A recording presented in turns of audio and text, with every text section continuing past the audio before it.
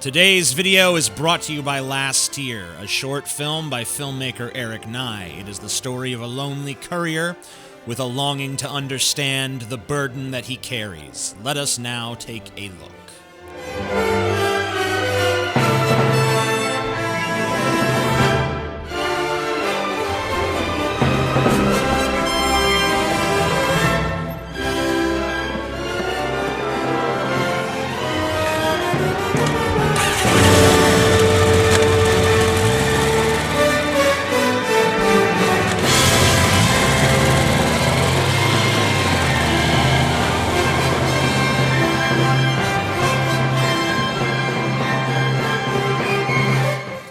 If this film is of interest to you, then please click the link at the top of my description section to watch the full movie, and please consider subscribing to Eric's channel, Fallopian Tube, where he posts films and such.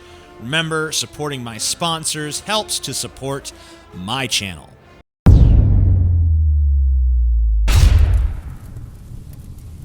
So,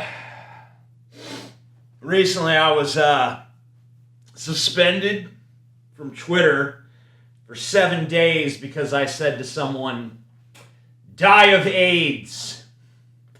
Man, I remember the golden age of the internet, when telling someone to die of AIDS was basically just a way of saying howdy. But now it's offensive. Even my own fans on Facebook gave me no sympathy on this. Alex Roy says, trying to use controversy to stay relevant. Sad. Your videos used to be entertaining, but now all you do is play the "Durr snowflakes, durr freedom of speech" card. And it's lame as fuck. All I said about my band was awesome. By the way, I never mentioned fucking snowflakes, never mentioned freedom of speech, never mentioned how relevant I am. I mean, I didn't even think for a second that I was going to be suspended from Twitter over this. So this idea that it was all part of my master plan to stay relevant is just kind of silly. But the most frustrating aspect of this idiot's comment is how he diminishes the importance of freedom of speech, how he mocks it the same way that Steve Shives does. Like the concept of freedom of speech is now this mockable, silly thing that just doesn't really matter. I was pissed about that, but then I started to kind of see where he was coming from, because after I was kicked off of Twitter, I went looking for somewhere less restrictive, somewhere that championed freedom of speech. And when I typed "free speech alternative to Twitter" in Google, the site that came up was a place called Gab. Gab.ai, the free speech social network. Fuck yeah, dude. Free speech, no ads, earn money. Well, fuck me, that sounds awesome.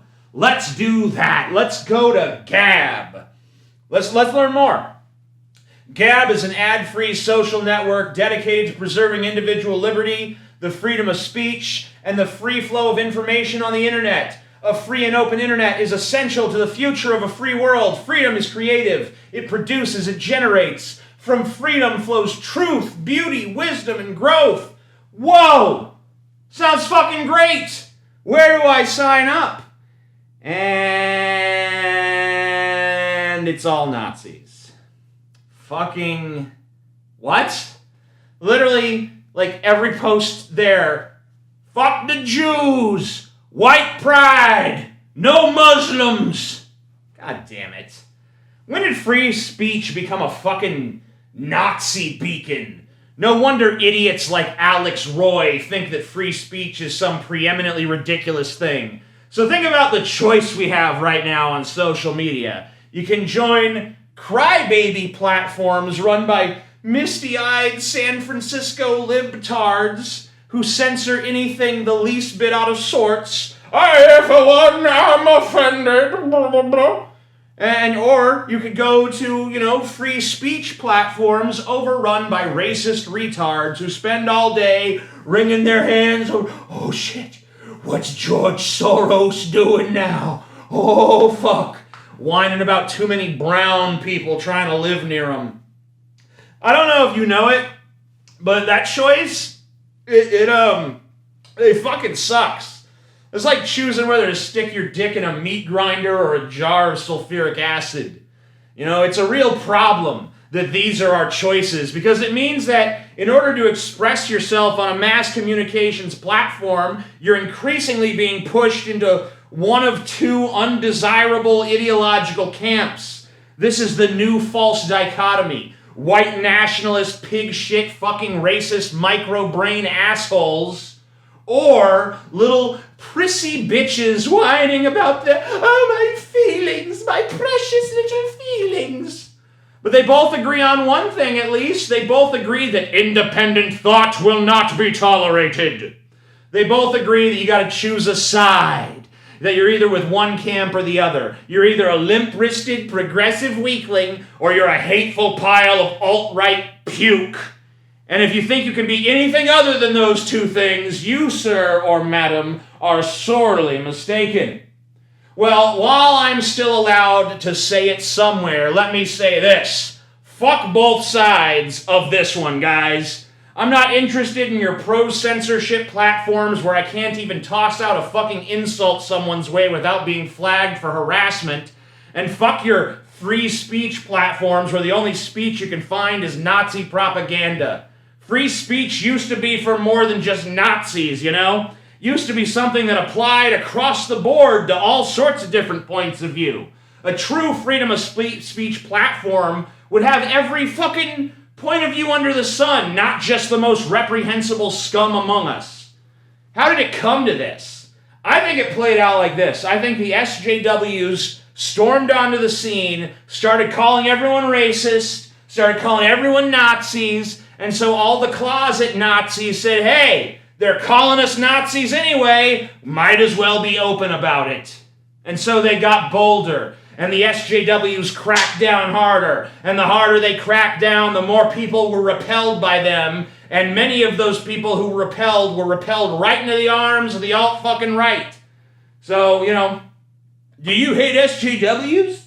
Well, come be a part of our awesome free speech platform, where you're free to talk about how Jews are running the world with their globalist plot to exterminate the white race through mass immigration from countries with too many goddamn brown people. What a fucking sales pitch that shit is. And now it's to the point where everyone is taking one of these shitty sides. People who used to love the anti-SJW content I made are now making peace with the SJWs, you know? And they're like, you know what? You know what? They got some valid points if you really... No, they don't. No, they fucking don't. You just don't want to be a fucking Nazi, so you're acting like the SJWs are reasonable. And people who used to be forward-thinking progressives are now looking at the alt-right and, well, man, I've really been red-pilled, dude. I see the fucking truth now. We gotta stop Soros. No! That's also fucking stupid. You're only saying that because you don't want to be an SJW. And if you're someone like me who stays strong and rejects both of these terrible fucking sides of this ludicrous debate, you're either labeled a centrist, which is bullshit, because, you know, it's like if one side offers you dog shit ice cream and the other side offers you cat shit ice cream, and you're like, no thanks, I prefer chocolate ice cream. Guess what? Chocolate ain't the fucking center of dog shit and cat shit. It's its own thing that has nothing to do with that shitty fucking paradigm. But usually, you're not even called a centrist. If you refuse to side with the SJWs or the Nazis, here's what happens then. The SJWs all think you're a Nazi, and the Nazis all think you're an SJW, because both factions are so utterly fucking retarded that they can't even see outside the small and limiting lens of their shitty false dichotomy. So your three choices right now: become a whiny bitch SJW, become a hateful retard Nazi, or think independently and have to deal with both of them hating your guts and stopping at nothing to shit on you. That choice is garbage. We have to do better than that, ladies and fucking gentlemen. And I know what some of you are thinking. Much like a girl taking a 10-inch dick for the first time, you're thinking, isn't this kind of a stretch? I mean, After all, it's not like Twitter suspended me for political opinion. They censored me for telling someone to go die of AIDS. Well, let's look at their justification for that. We have determined that this account violated the Twitter rules, specifically for 1. Violating our rules against abusive behavior. You may not engage in the targeted harassment of someone or incite other people to do so. We consider abusive behavior an attempt to harass, intimidate, or silence someone else's voice. Let's review that. Did I target someone? No, I responded to someone who engaged with me. They said to me, maybe instead of taking every statement at face value like a dummy, you should try interpreting it with a little bit of, rational skepticism.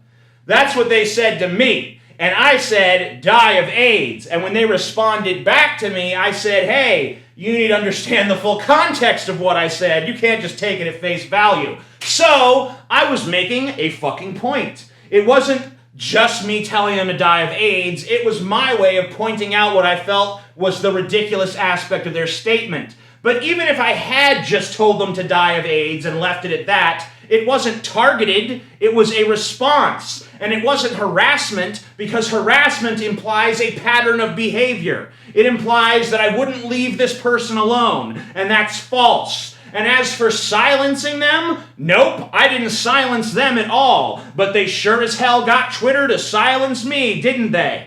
And really, telling someone to die of AIDS is just a colorful way of saying, fuck off.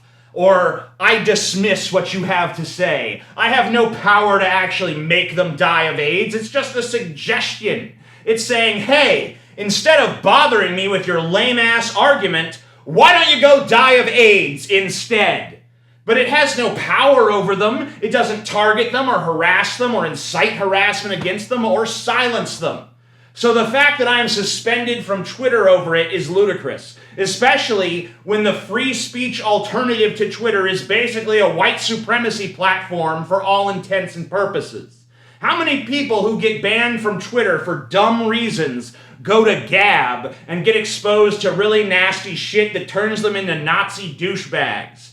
Twitter, as far as I'm concerned, is complicit in the rise of this hateful rhetoric and the mainstreaming of racist narratives, all because they choose to enforce SJW edicts of behavior as being the preferred norm by which a social media site should be governed.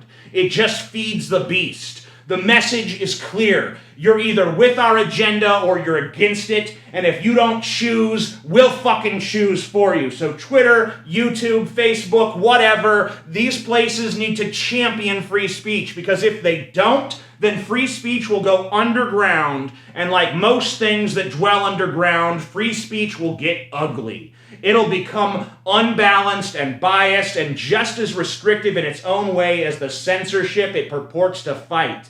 And we've seen this happen. How many times do we have to see it happen before we do something about it? I'm TJ Kirk, and good fucking luck finding your way through this maze of pig shit that we've created for ourselves. Peace the fuck out.